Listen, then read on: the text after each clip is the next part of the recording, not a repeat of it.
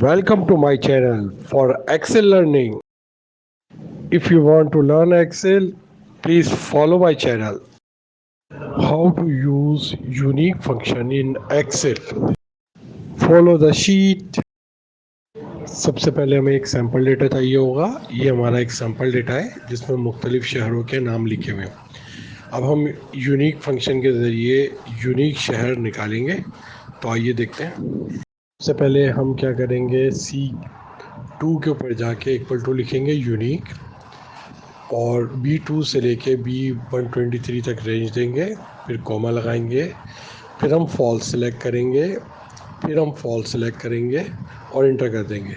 अब इंटर करेंगे तो हमारे पास तमाम यूनिक सिटीज़ जो है वो सामने आ जाएगी. उम्मीद है आपको यूनिक का फंक्शन आसानी के साथ समझ में आया होगा.